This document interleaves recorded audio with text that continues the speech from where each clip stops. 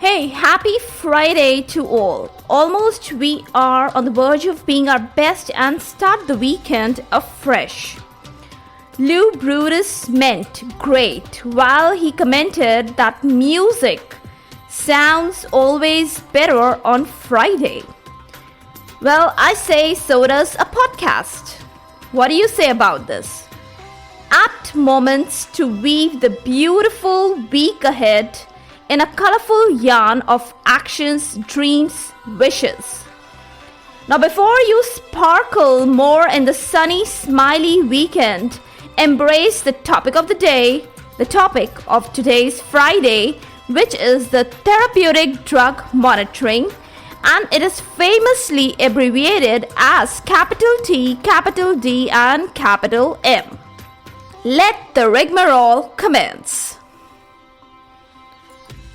Welcome all to Is Pharmacology Difficult podcast. I'm your host, Dr. Radhika Vijay, MBBS MD Pharmacology, and this is the audio hub to get the best simplified basic tips, strategies, methods, and lots of ideas to learn better, understand better, and make your concepts crystal clear. If you really find, and if there's a question hovering in your minds, is pharmacology difficult?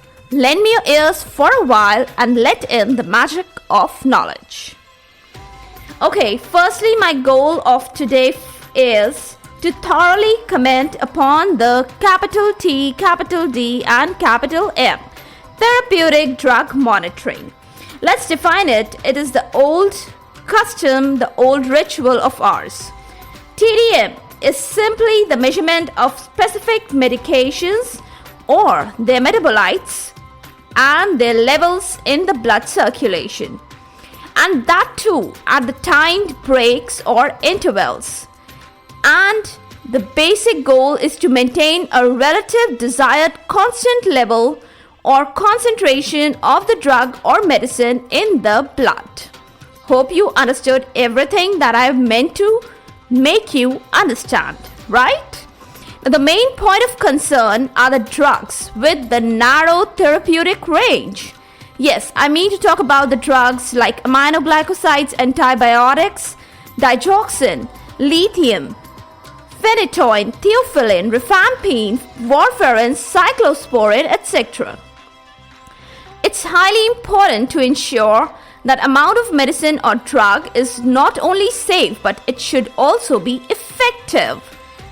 What is the sense if it's not effective?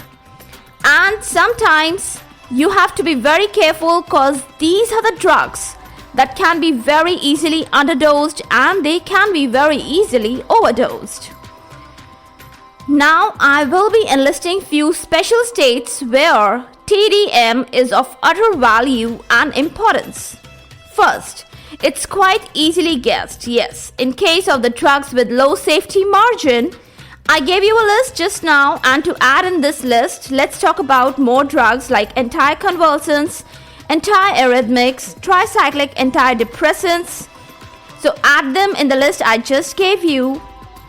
Second important state or condition is in the state of poisoning or toxicity of the drugs.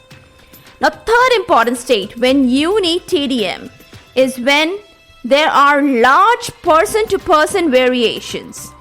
And that especially in the case of the drugs like antidepressants and lithium.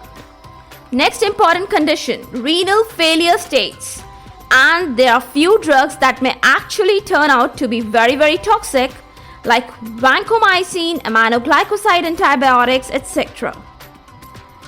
Next important condition is in the case of few antimicrobials.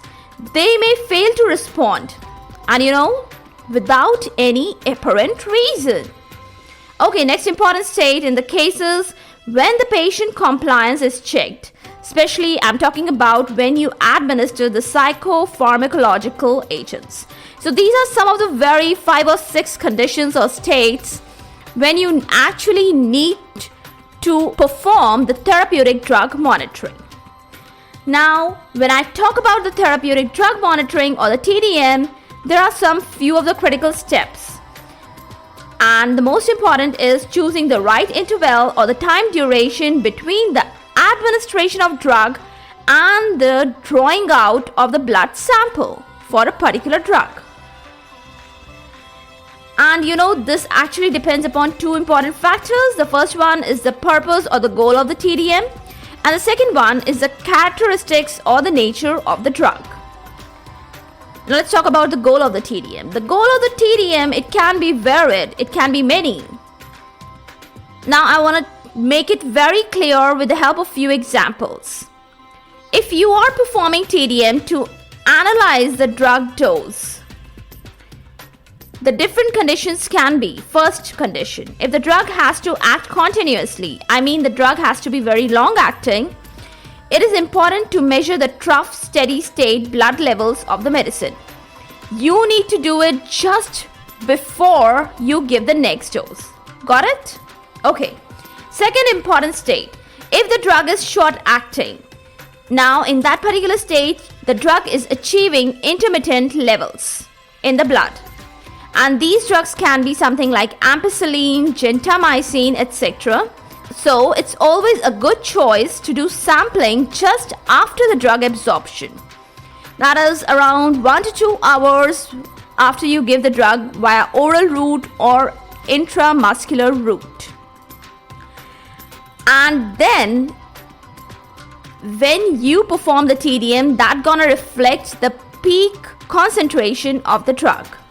Third important condition, when there's a case of poisoning, you need to work real quick. You cannot be slow in such a situation. The blood sampling should be done very early to estimate the drug amount in the blood. Now, why to do that very quick? Because that will help to ascertain the state of the poisoning, and also you can determine and monitor the poisoning severity. Actually, when you do repeated sampling, then it is very easy to monitor the drug clearance at further time intervals, especially in the affected individual. And yes, there is always a need to quickly help in the drug elimination via certain procedures like hemodialysis. Lastly, I want to state that random drawing of the blood sample can be very helpful, and it provides a lot of information to check the drug compliance in a patient, so you can really perform that. And before I seal my conversation for the Friday, one more area to cover in the regard of TDM is what is that time, what is that moment when you actually don't need to go for TDM. And let's get to know such states or conditions quickly, because why to perform TDM in vain? First, when the drug response is measured very easily, as in the case of antihypertensives, oral anticoagulants, hypoglycemic drugs, etc. Secondly, when the drugs are activated in the body, like levodopa. Thirdly, when the drug possesses irreversible action, like phenoxybenzamine, organophosphate, and thicholinesterases. Fourthly, when the drugs are actually the hit and run drugs. Have you heard about hit and run drugs? What do you mean by hit and run drugs? Well, it means the drug effect is lasting much longer than the drug itself. That is, the drug has actually vanished from the site of administration, but its effect is still there. That is the condition when you call a drug as hit and run drugs. And yes, nothing is completed without the examples. These drugs are omeprazole, monoamine oxidase inhibitors, and reserpine. And yes, there are more, but these are the main ones that I want to comment upon. So far, these situations are there. Never perform the TDM. It is simply in vain. Hope you understood well. Was I able to make the Friday chat comprehensive? Well, do let me know your ideas about it.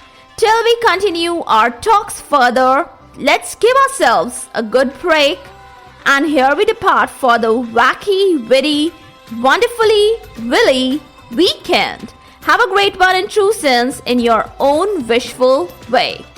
For all the updates and latest episodes of my podcast, do visit www.ispharmacologydifficult.com. where you can also sign up for a free monthly e-newsletter of mine.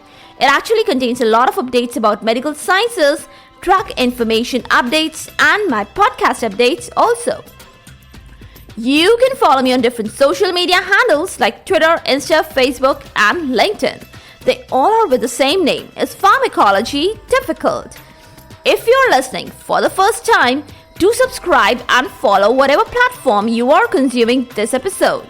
Stay tuned. Do rate and review on iTunes, Apple Podcast. Stay safe, stay happy, stay enlightened. Thank you.